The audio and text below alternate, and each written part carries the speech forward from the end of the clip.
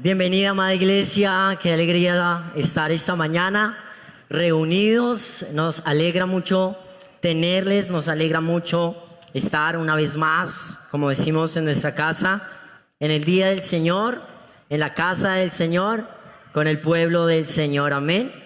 Quiero que me acompañe en su Biblia, amada iglesia, a la carta a los Hebreos, capítulo 4.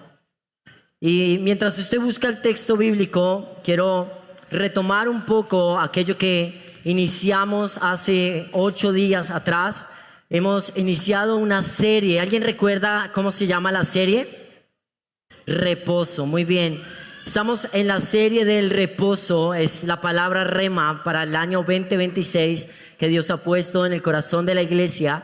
Y hace 8 días, voy a poner la imagen que teníamos hace 8 días, veíamos una línea del tiempo, ¿verdad?, de lo que el autor de Hebreos quería contarnos acerca del reposo.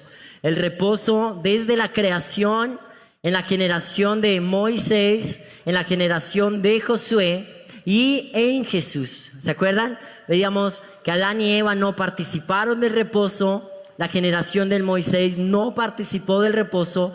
La generación de Josué no participó del reposo. Y que en Jesús había un reposo, dice el autor de Hebreos. Hoy un reposo para entrar en él. Y quiero continuar un poco de lo que veníamos leyendo en Hebreos capítulo 4. Vamos a leer del versículo 13 en adelante. Hebreos capítulo 4, verso 13 en adelante. Dice la palabra: ninguna cosa creada escapa a la vista de Dios. Todo está al descubierto, expuesto a los ojos de aquel a quien hemos de rendir cuentas. Por lo tanto, ya que en Jesús, el Hijo de Dios, quiero que diga conmigo, el Hijo de Dios, ya que en Jesús, el Hijo de Dios, dígalo una vez, el Hijo de Dios, tenemos un gran sumo sacerdote que ha atravesado los cielos. Aferrémonos a la fe que profesamos, porque no tenemos un sumo sacerdote incapaz de compadecerse de nuestras debilidades, sino uno que ha sido tentado en todo de la misma manera que nosotros, aunque sin pecado. Así que acerquémonos confiadamente al trono de la gracia para recibir misericordia y encontrar la gracia que nos ayude oportunamente. Amén. Acompáñame en una oración. Padre, te damos gracias por esta mañana y por tu palabra, Señor.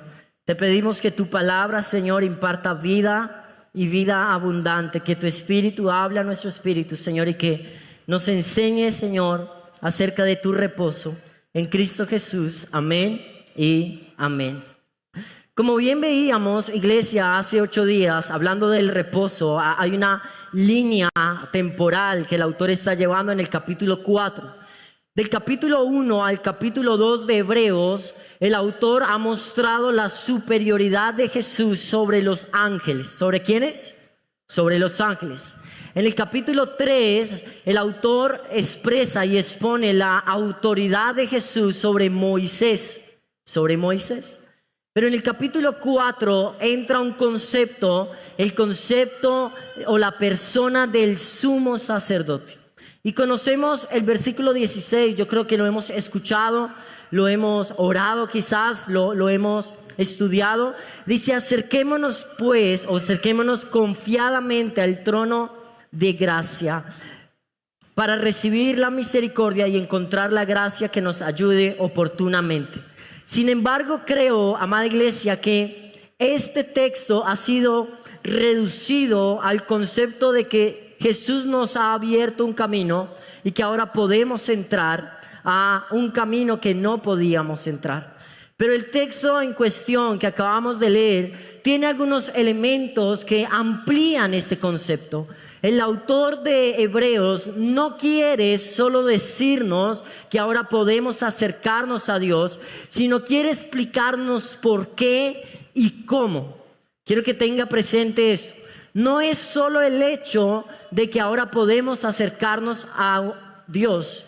No es solo el hecho de que ahora podemos o tenemos un camino directo al Padre. No, la idea del autor es expresar cómo fue abierto ese camino y por qué podemos acercarnos confiadamente. ¿Por qué podemos? Así que tenemos que entender que el término acercarse que está allí, el término acerquémonos o acercarse, era un término de la filosofía griega. Era un término de la filosofía griega que quería expresar cómo una persona entraba en la presencia de un rey y podía hablar o podía expresarse. Era un término en el griego, en la filosofía, para decir cómo alguien se acerca. Por eso quiero que usted tenga algo presente. El texto no quiere solo decirnos que hay un camino, quiere explicarnos por qué, cómo entrar por ese camino. Así que dice, acerquémonos. ¿Qué significa acercarse? Es la forma en la que una persona se acercaba a un rey para expresarse, para hablar. Pero la pregunta también es, ¿y por qué el texto dice que ahora podemos acercarnos con confianza? ¿Qué pasaba antes de esto que no permitía esta confianza o esa libertad? Pues para entender todo esto tenemos que entender la imagen del sumo sacerdote. Por eso Hebreos capítulo 1 y capítulo 2 expresa o expone a Jesús superior ¿a quién? A los ángeles, muy bien. Y el capítulo 3 muestra a Jesús superior a Moisés. Pero en el capítulo 4 entra la figura del sumo sacerdote. ¿Quién era el sumo sacerdote? En el Antiguo Testamento, el sumo sacerdote era una persona que entraba al lugar santísimo dentro del tabernáculo una vez al año, que entraba con gran temor y bajo riesgo de morir si no estaba purificado, Para los destinatarios de la carta, que probablemente eran judeocristianos, para estos destinatarios la idea de acercarse al trono de Dios con confianza era una idea inverosímil, porque en su cultura, en su pensamiento y en su tradición, quien se acercaba a la presencia de Dios era el sumo sacerdote, y no lo hacía confiadamente. Había un temor de estar correctamente purificado, había un protocolo de rituales de purificación, y ese era el concepto. Así que la persona del sumo sacerdote. Pero vamos a ver rápidamente 3 aspectos importantes del sumo sacerdote. El primer aspecto es que el sumo sacerdote o la figura del sumo sacerdote era tomado de los hombres de la descendencia de un hombre llamado ¿cómo? Aarón, ¿verdad? Viene de los hombres de una descendencia de Aarón, y su función era llevar o transmitir el pecado del pueblo sobre sus hombros. Él llevaba unas piedras de ónice y cada parte de su vestidura tenía un elemento simbólico, pero él era un mediador, él era un intermediario entre un Dios santo y un pueblo pecador, ¿verdad? Un pueblo pecador. Lo segundo era que cuando él entraba había una barrera de temor. El acceso a la presencia de Dios, al lugar santísimo, al arca del pacto, donde moraba la presencia de Dios, era de alguna manera o producía en el pueblo cierto temor. ¿En qué sentido? Porque el pueblo dependía del sumo sacerdote. Si el sumo sacerdote moría en la presencia, no había intermediario y por lo tanto no había perdón de pecados. Así que, y quiero que preste atención a esto, la confianza del pueblo en su mente, en su práctica, estaba en una persona, en el sumo sacerdote. Si él hacía correctamente los ritos de purificación, si él hacía correctamente el sacrificio, si él no moría en el lugar santísimo, sobre él estaba depositada la confianza de un pueblo pecador ante un Dios santo, sobre un mediador descendiente ¿de quién? De Aarón. Y los sacerdotes con el tiempo morían, fallecían por edad, por situaciones particulares, pero esto requería una sucesión constante, requería que se volviera a elegir un sumo sacerdote, se volvieran a hacer sacrificios por sus pecados, por los del pueblo, y esto también implicaba que la figura del sumo sacerdote tenía ciertas limitaciones. Había limitaciones generacionales, había limitaciones en práctica, rituales, de santificación, de purificación. Tenían ciertas limitaciones. Pero cuando contrastamos la imagen o la idea de la persona del sumo sacerdote con lo que Hebreos nos quiere mostrar, y por eso lo digo, Hebreos no quiere decirnos solo que hay un camino, quiere mostrarnos la persona de Jesús. Ahora, quiero que vea este contraste y vuelva a Hebreos, capítulo 14. Dice la palabra, por lo tanto, ya que en Jesús, el Hijo de Dios, tenemos un gran sumo sacerdote. Lo primero que necesitamos entender es el contraste y la referencia que el autor hace a Jesús como el Hijo de Dios. ¿Usted cree que los destinatarios no sabían que Jesús era el Hijo de Dios? Lo sabían, eran judíos que se habían convertido, eran parte de la iglesia. ¿Por qué el autor hace un énfasis en Jesús como el Hijo de Dios? Porque el sumo sacerdote era hijo de Aarón, descendiente de Aarón. Hay un contraste que él quiere que entendamos en Jesús como nuestro sumo sacerdote, hijo de Dios. Eso implica que las limitaciones que habían generacionales, de edad o por cuestiones de fallecimiento, implica que en Jesús no hay esa limitación. Es decir, en Aarón hay unas limitaciones de descendencia, de muerte, fallecimiento, de escoger otra persona y demás. Hay unos procesos, pero el sumo sacerdote, que era descendiente de Aarón, o como llamaban algunos, hijos de Aarón, ahora en Jesús dice, él es el Hijo de Dios, el Hijo de Dios. Que sigue diciendo, versículo 14, por lo tanto, ya que en Jesús, el Hijo de Dios, primer contraste, Hijo de Aarón, Hijo de Dios, tenemos un gran sumo sacerdote que ha atravesado los cielos. Y viene la segunda imagen o la segunda sombra que el tabernáculo nos muestra en Cristo. La primera era la descendencia, pero la segunda imagen y contraste que debemos entender es que el sumo sacerdote entraba una vez al año y tenía que atravesar la cortina que dividía el lugar santo del lugar santísimo. Era un velo, una cortina que solo y una vez al año era traspasada por el sumo sacerdote.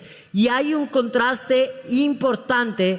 Dice, el sumo sacerdote pasaba una cortina, Jesús traspasó los cielos. El sumo sacerdote descendiente de Aarón, Jesús, nuestro sumo sacerdote, el Hijo de Dios. El sumo sacerdote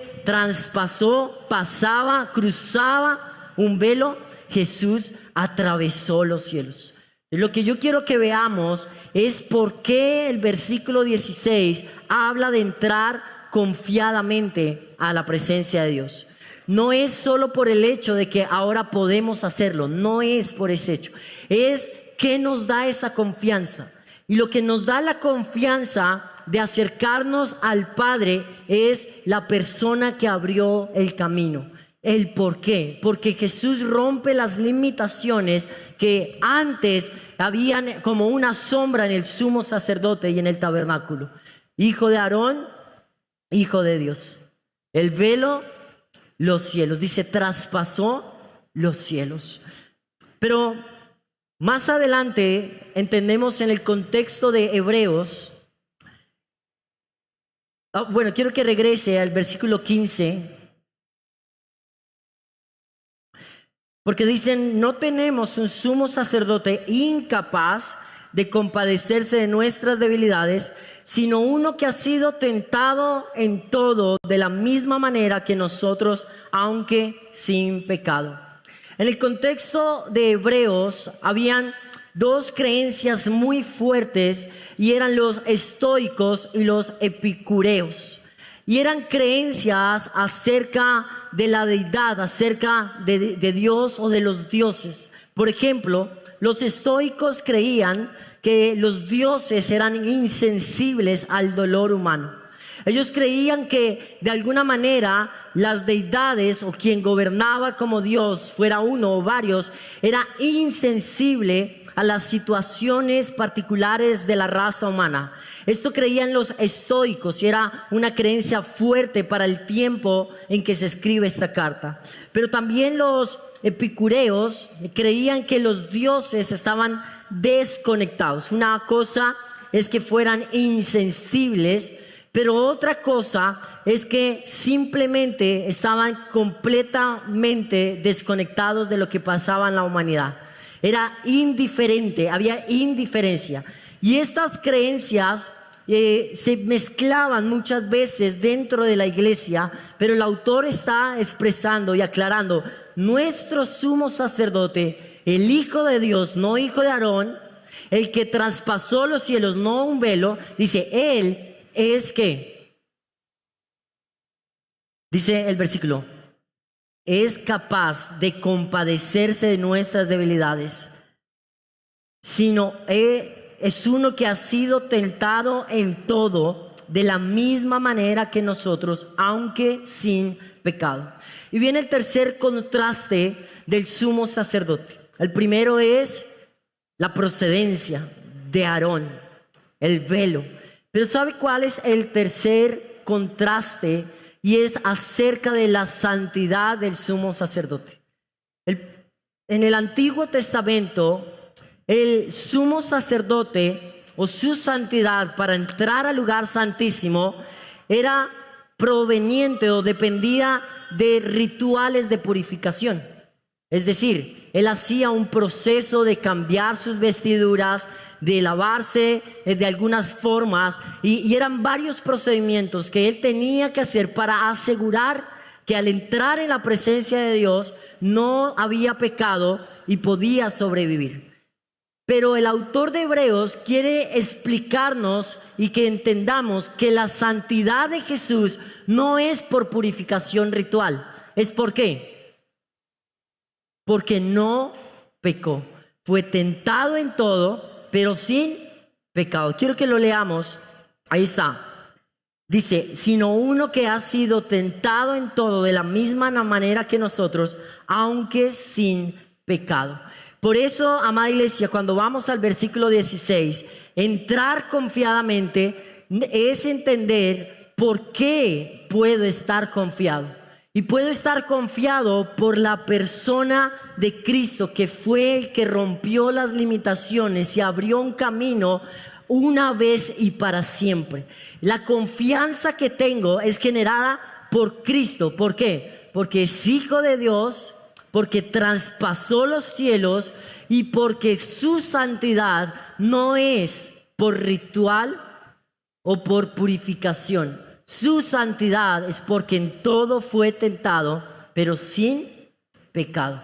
Eso genera una confianza. Eso genera que podamos entrar al trono de gracia. Pero quiero que vayamos al versículo 16, Hebreos capítulo 4, verso 16. Dice así que acerquémonos confiadamente. Y quizás aquí encontramos un problema o un tema de traducción. La palabra que se utiliza en los manuscritos más antiguos es la palabra paresia, y era un concepto retórico de la filosofía griega para hablar con franqueza, para tener capacidad de expresarme con libertad. De hecho, esta palabra está asociada a la libertad de expresión. De allí viene el término libertad de expresión, viene de la palabra paresia. Muchas traducciones lo tradujeron, valga la redundancia, como entrar confiadamente. Pero hay otras traducciones como la Septuaginta que lo traduce de la siguiente manera. Creo que les traje una imagen. Ahí está. Acerquémonos, por lo tanto, con franqueza de expresión al trono de la bondad inmerecida. Otra traducción, la Hahnemann, lo traduce como, la anterior era Hahnemann. Esta dice: lleguémonos pues con libre habla al trono de la gracia. El término que utiliza el autor era un término clave en el contexto de la iglesia.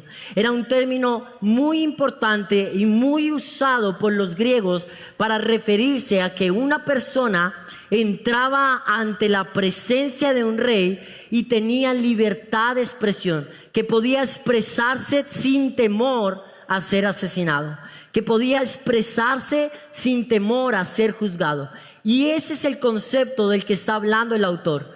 Quizás nosotros lo hemos interpretado por mucho tiempo como una actitud de confianza, pero esta confianza está ligada a la capacidad que tengo de acercarme a Dios y hablar y expresarme, abrir mi corazón.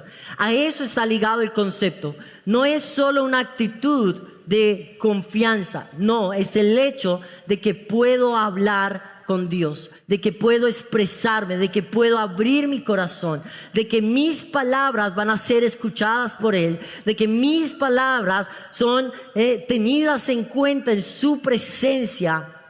Y este contraste es importante porque en la imagen que está comparando el autor, Jesús superior a los ángeles, Jesús superior a Moisés y Jesús superior a la persona del sumo sacerdote, la gente tenía su confianza en una persona y esta persona era la que era, entre comillas, escuchada por Dios.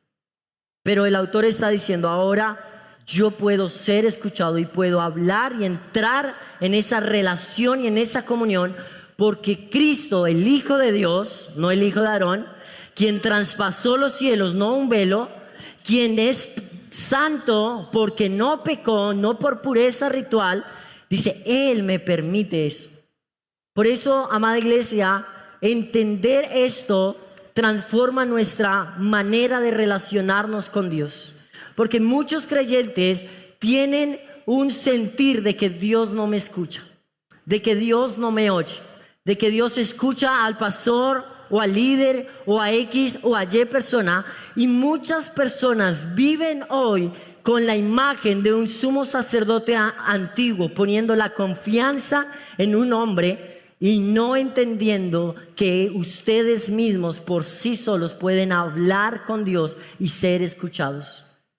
Por eso la confianza de la que habla el verso 16 no es solo una actitud, es la capacidad que tengo de poder relacionarme con Dios y hablar con Él. Pero hay un punto donde quiero centrar el mensaje, donde voy a ir finalizando, y es el versículo 16. Quiero que me acompañe allí al verso 16.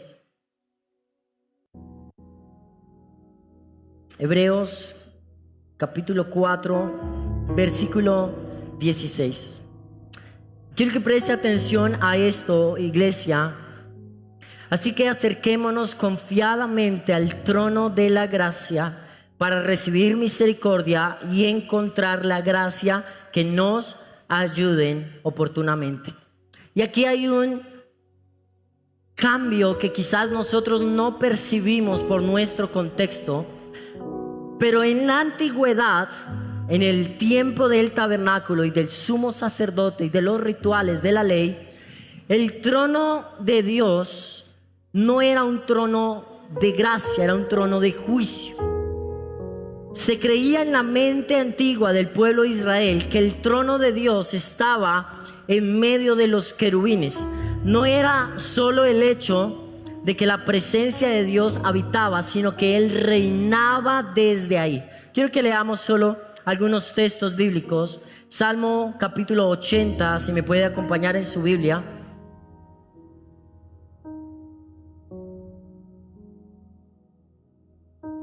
Salmos capítulo 80, versículo 1, dice: Pastor de Israel, escúchanos, tú que guías a Josué como un rebaño, tú que tienes, ¿tú qué? ¿Tú qué? Tu trono entre los querubines, resplandece. Quiero que me acompañe ahora al capítulo 99, Salmo 99, versículo 1. El Señor es rey, que tiemblen las naciones. Él tiene su trono entre los querubines, que se estremezca la tierra. Si vamos, por ejemplo, a Isaías 37, capítulo 37, verso 16, dice: Señor de los ejércitos, Dios de Israel, entronizado sobre los querubines, solo tú eres el Dios de los reinos de la tierra. Tú has hecho los cielos y la tierra. Y si volvemos al Salmo 22, versículo 3, dice la palabra: pero tú eres santo y te sientas en tu trono, habitas en la alabanza de Israel. Hay muchos más textos que no podemos leer por tiempo, pero había una concepción de que no solo Dios estaba en el lugar santísimo y su presencia habitaba ahí, sino que gobernaba desde ahí como rey, que era su trono. ¿Cuál es el contraste o cuál es el punto que hace el autor de Hebreos? Si es que el sumo sacerdote se acercaba a un trono de juicio y era el pueblo juzgado sobre la sangre del animal sacrificado, derramada en el propiciatorio que tapaba la ley, que cubría la ley. Y este trono era el símbolo de juicio. Era un símbolo de que Dios juzgaba los pecados del pueblo y eran perdonados por sacrificio de animal. Pero Hebreos, o el autor de Hebreos, cuando nos está haciendo esta comparación de Jesús como sumo sacerdote, que no es hijo de Aarón, que no traspasó un velo, que no es santo por purificación ritual, añade algo, y es que ahora tenemos acceso no a un trono de juicio, sino a un trono de gracia. ¿Por qué tenemos acceso a un trono de gracia? Porque Jesús fue el sacrificio perfecto. En Él se recibió el castigo de nuestro pecado. Por eso ahora este trono es de gracia. Por eso ahora puedo entrar confiadamente. Así que el concepto y la imagen de entrar confiadamente al trono de gracia no es solo que puedo acercarme a Dios, no. Es el hecho de que Jesús rompió los limitantes. Es el hecho de que Jesús rompió límites generacionales. Que Jesús no traspasó un velo, traspasó los cielos, venció la muerte. Que Jesús es santo porque no pecó. Que Jesús es superior porque su sacrificio abrió un trono de gracia y no de juicio. Puedo acercarme a Dios y hablar con Él francamente, es lo que dice el griego. Puedo acercarme francamente y hablar y tener libertad de expresión, porque no estoy ante un trono de juicio, estoy ante un trono de gracia. ¿Cuántos le dan un aplauso a Dios por eso?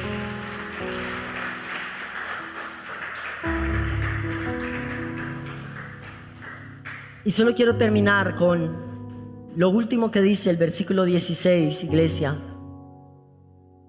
Así que acerquémonos confiadamente al trono de la gracia para recibir la misericordia y encontrar la gracia que nos ayuden oportunamente. Este texto también en su traducción más formal, más literal, podríamos decirlo, habla de que la ayuda de Dios, cuando a veces lo leemos en Reina Valera, podemos entender como que esta ayuda de Dios es inmediata o en el momento de pedirla. Pero el texto expresa más que esa ayuda es en un tiempo perfecto. Y esa es nuestra confianza.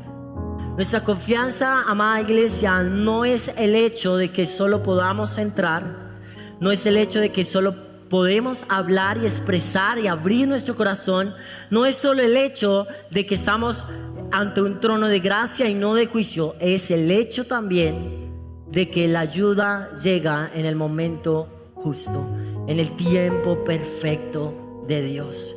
Y hay dos elementos con los que quiero cerrar: misericordia y gracia. ¿Cómo entendemos estos dos términos o estos dos conceptos? Muchos entienden la misericordia como un tiempo pasado por las cosas que he hecho o las faltas, mis fracasos, quizás mi debilidad. Hay misericordia sobre eso.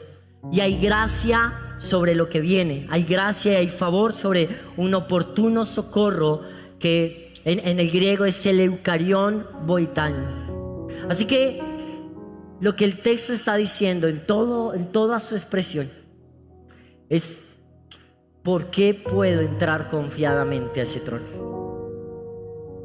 Y no es solo, iglesia, porque Jesús abrió un camino.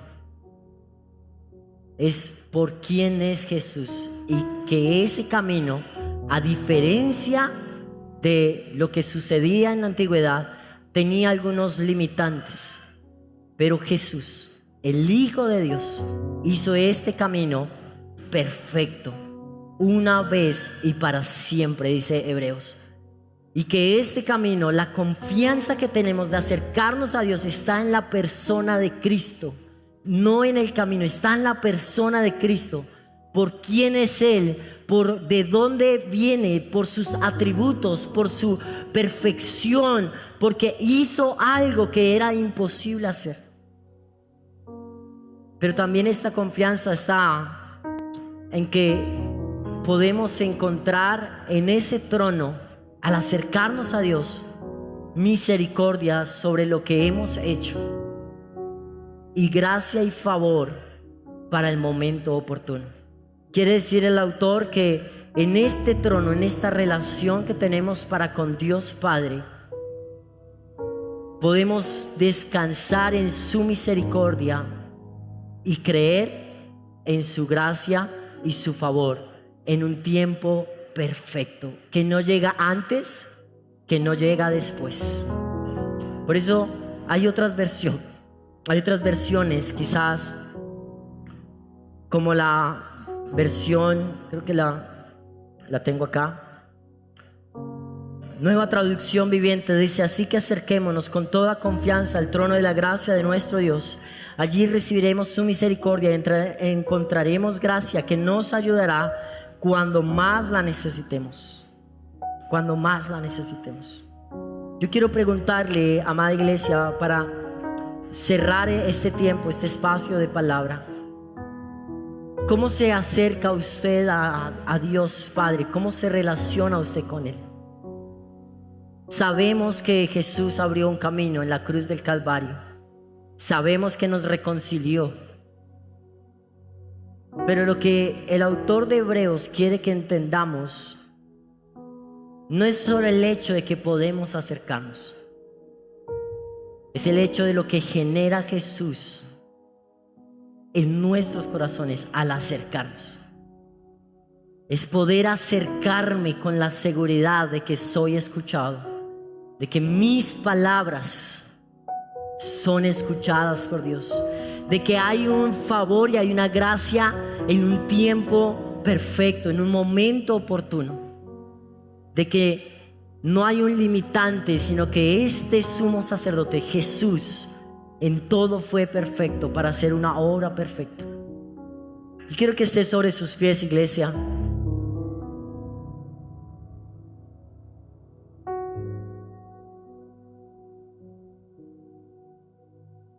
Y quiero que piense aquellas veces que quizás usted se ha acercado a Dios con ese temor de ser escuchado, de ser juzgado. ¿Cómo se ha acercado usted en los últimos tiempos a Dios?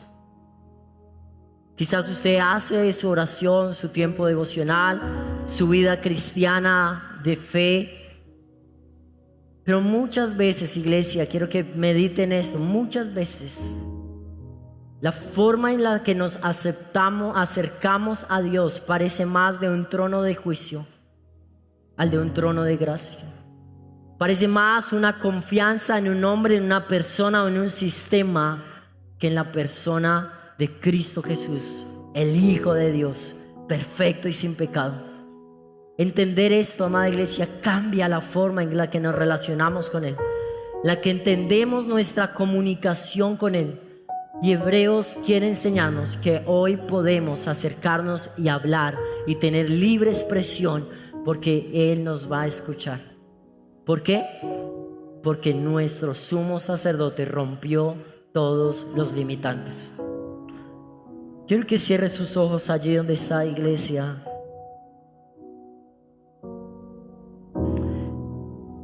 Padre amado, te damos gracias esta mañana por tu palabra, Jesús. Hoy es la segunda parte de esta serie que tú nos has dado sobre el reposo. Señor, y hace 8 días hablaste a nuestro corazón de que el verdadero reposo no es una condición ni un estado de ánimo, sino que el verdadero reposo es la perfecta relación entre el Creador y su creación y su señorío. Veíamos, Señor, que este reposo es accesible, podemos acceder por medio del Logos de la persona de Cristo. Pero hoy, Señor, tú hablas al corazón de la iglesia, tú hablas a nosotros, para que podamos entender que ser parte y entrar en el reposo del que habla Hebreos es poder entender que Cristo Jesús rompió todos los limitantes, que cumplió a perfección, Señor, lo que antes era una sombra, lo que antes era borroso, Señor, Él fue perfecto y completo. Y que Él me da la confianza de poder expresar, de poder hablar, de poder acercarme y creer que no hay un trono de juicio, sino un trono de gracia. Porque en Jesús fue ejecutado todo castigo. Padre, te pedimos que nos ayudes a relacionarnos de una forma distinta delante de ti. Que podamos, Señor, acercarnos y que nuestra confianza no esté en un sistema, en una persona. Que nuestra confianza no esté, Señor Padre, en nuestra condición, sino que nuestra confianza al acercarnos a ti repose en la persona y la obra de Cristo Jesús, el Hijo de Dios, quien traspasó los cielos sin pecado. Que al acercarnos a ti, Señor, podamos creer y hallar tu misericordia y tu gracia, teniendo la certeza, Señor, de que en un tiempo perfecto, en un momento justo, en tu voluntad, tu favor será derramado sobre nosotros. Padre, te damos gracias y te pedimos, Señor, que participar de tu reposo sea para nosotros, Señor, el poner la vista en Jesús y caminar sobre su señorío. En Cristo Jesús. Amén y amén. Denle un aplauso, iglesia, al Señor. Amén. Puede tomar su lugar solo